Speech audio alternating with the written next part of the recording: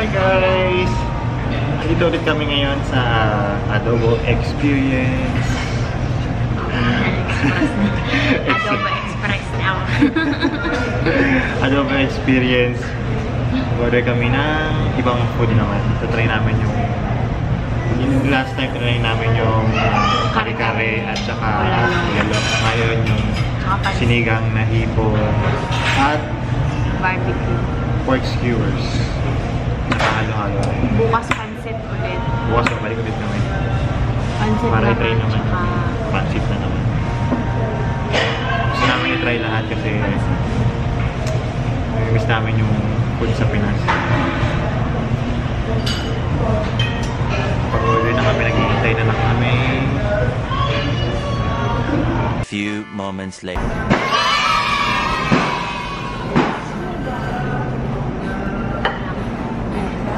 kailangan po ba kaya? Ano pa kayo? Okay na po. Yeah. Thank you. Sinigang and pork skewers with 3 rice.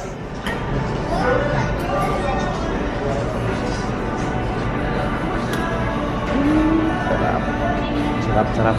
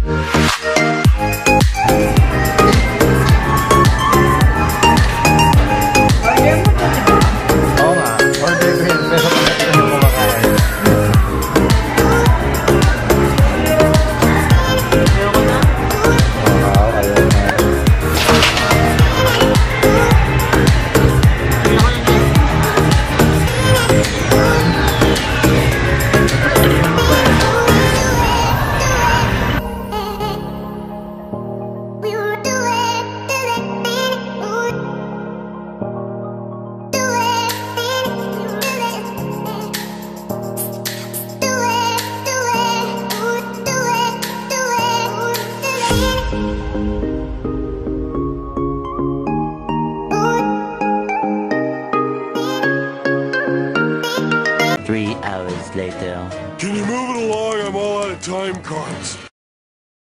And guys, wala kami sa third floor para mag-swimming kahit isang oras lang. Para masulit namin yung binayad namin dito sa pag-stay namin.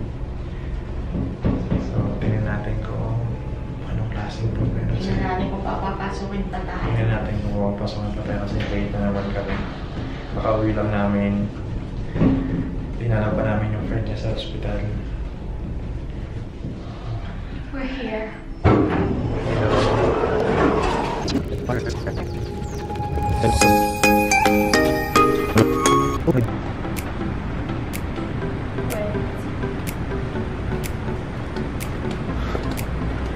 Pero alam ko sarado na yung slide nila Han eh.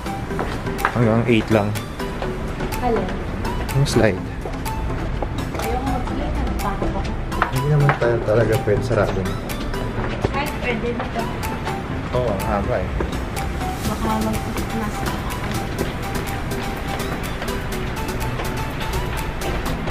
Baka kang galing. Wala na. So guys, yung pool nila.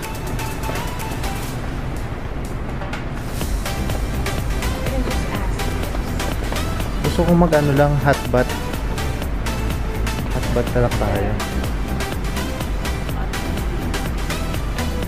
So, ito ata yung hot bath nila.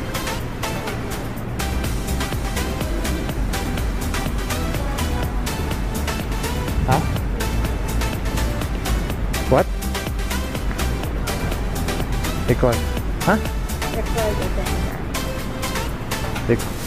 Qualified din yun. Use of the For use a of water slide. water slide. Hot tub switch. Kasi ano, kahit wala nang attending na Switch yun. to activate hot tub for 30 minutes. You can just So, flick switch to activate hot tub for 30 minutes. So, the white white one.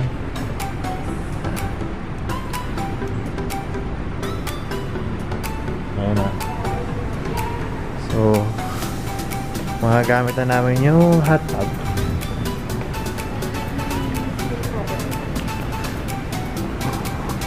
Ayan, gumagana na siya. Ayan. So, ayan guys, nandito na kami sa hot tub. So, mainit siya. So, ang technique dito para hindi mabigla yung katawan mo sa init. Unti-unti mo lang ilulubog yung katawan mo. I mean, unahin mo muna sa paa hanggang ma-adapt nung katawan mo yung init. Tapos, konti-konti kang unti-unti kang lumubog.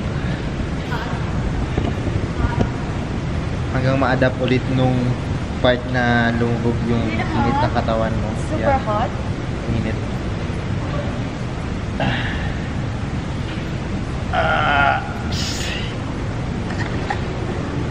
Ha? Kasi mix ng ano yan, cold tsaka ng hot eh. Init. So yan, maya. Warm dyan, warm. Malamig.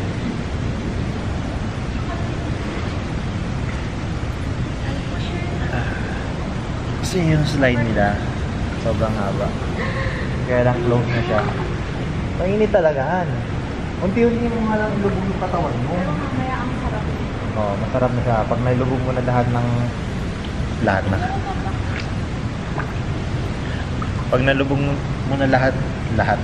Pag nalubog mo na buong katawan mo, tapos punta ka dun sa nagbabubbles. So parang namamassage yung katawan mo. Ano po ba may nabababa ako? So, naka 2 piece lang po siya. Ayaw niya ipakita yung katawan niya. So, ilihis ko lang po muna yung camera. Baba ka na. Lubog ba? Yay! Nakalubog na ako! Sarap! Diba? Ay. Tayo na nga. Babaw lang ha.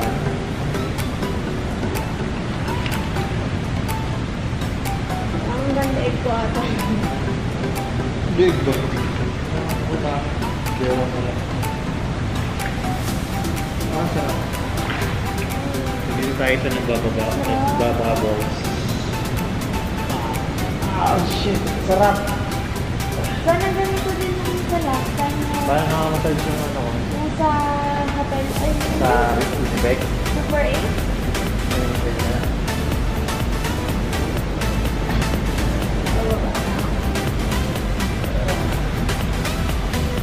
Nakababa na siya. So guys, tignan natin yung ano, yung mascara ko na waterproof kung mag-i-stay ba siya sa... Hindi lang din yung mascara. ano Angat nga, angat ka. Nakatupis po siya. Ipakita mo naman yung sexy body mo. Kaya nga.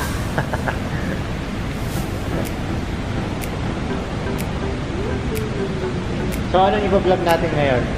So, Kailangan may ikwento tayo. Ang vlog natin ngayon ay ano, Ano yung kwento natin? yung itatry ko yung mascara ko. Anong brand ba yan? Maybelline. Maybelline. Water- Sponsored ba yan? Waterproof daw. Sponsored? Sponsored? Titignan natin kung waterproof talaga. Sponsored ba yan? At saka yung kilay ko, waterproof din yan by Maybelline. Oo. Actually, inaaraw-araw po niya yung Walmart. Ayoko mag-slide, nakakatakot. Hindi naman ikaw makakapag-slidean kasi sarado na yan. Kaya nga, kung bukas nga, ayoko pa din. Kung bukas yan, mag-slide ako. So, tignan mo. Kaya lang bawal ata Yung ano, yung tignan mo yung action daw. foundation, parang ano, makeup na. Kaya? Luma na ako. Ano parang luma? So, ayan, i-try mo na yung mascara mo at saka yung ano. Ano yung isa? Eyebrow. Bro tattoo. Ang sarap. Sarap. Nakaka-relax. Sarap. Kaya lang pag ano, Kaya lang ang lamig. Lamig Ang lamig pala. pagkaakyat, pagka ano. kailangan bago ka lumubog sa malamig or doon sa kabilang pool, ipaano mo muna Try yung mo nga dun, Han, kung madali. palamigin mo muna yung katawan mo or pa-adapt mo muna doon sa room temperature. Try mo dun kung Ayoko. kung malalim. Dito lang ako. Ba't wala kung lang yung madungo? May upuan ba? Meron. Ay, grabe naman yung upuan nito. Malulunod ah. Uy. Malulunod ah. Pag inupuan ko to. Ang sarap.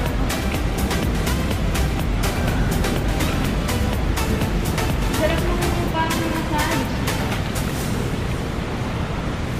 Huwag makaupo.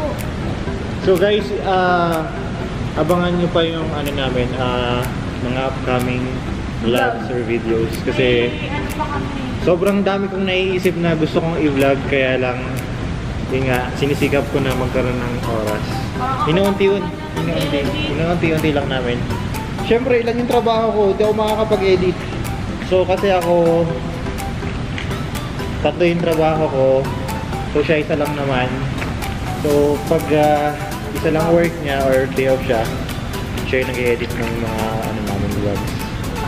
So katulad nito, ngayon lang kami, sa gantong time lang kami nakakapag gawa ng video or vlogs. Naka 2 videos ako kanina. Dalawang edit siya kanina habang nasa work ako. So nandito kami ngayon sa Regina kasi nga part ng training ko dun sa pinagtatrabahuan ko. Dito na pumunta sa ibang branch ng store para at least makita ko yung mga bagay na pwede namin i-adapt sa store namin, especially doon sa department na hinahandle ko. So parang ano lang ako dyan sa branch dito sa Regina, 3 days. So we've been here since Tuesday, Wednesday until Thursday. So tomorrow afternoon babalik na kami ng Esteban. After namin sa Cornwall. After namin sa Cornwall. So medyo marami pa kaming pupuntahan bukas. And, Abangan nyo yung iba pa naming video. So just subscribe to our YouTube channel kasi ang nagawa naming video is how to book your online or how to apply for your US visa online. hindi pa natin Hindi pa na-edit.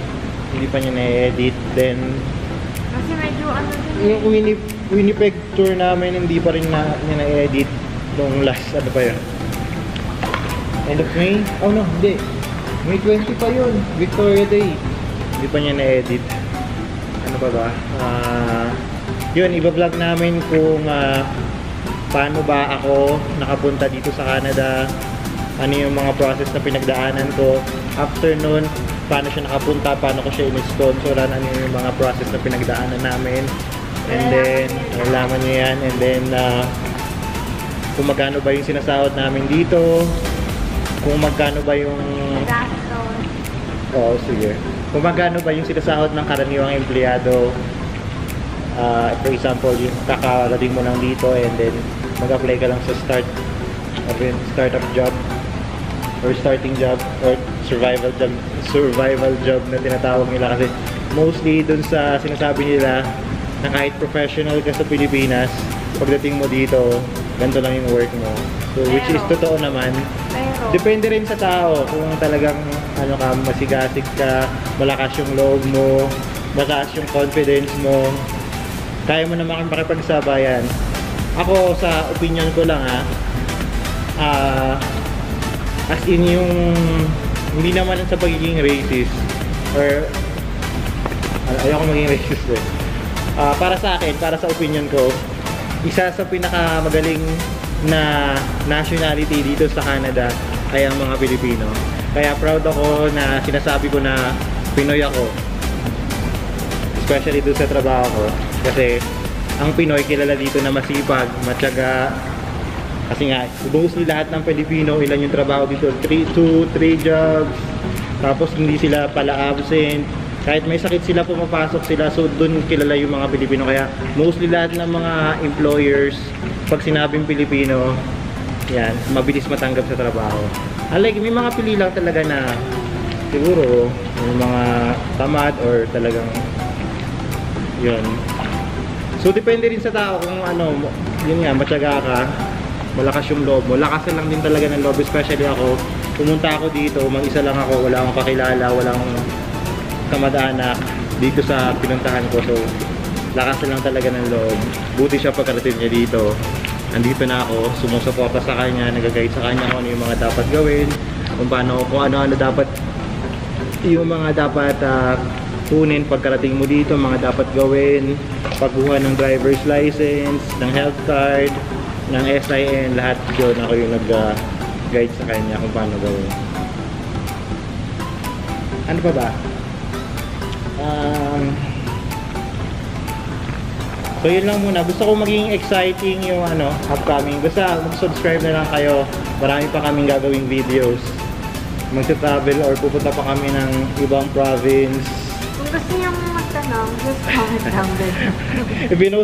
If you want to know something about our life here in Canada, just comment down below kung ano yung mga gusto nyo malaman, kung saan ba ako nag-apply.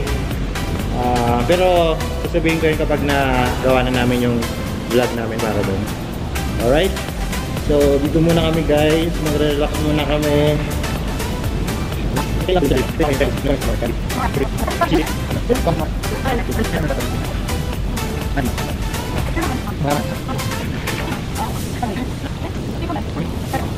Guys, hanggang dito na lang muna ang vlog namin dito sa pool. So, please subscribe to our YouTube channel, like, and ring the notification bell to get updated for upcoming vlogs. Okay? Thank you and have a good night. Bye-bye!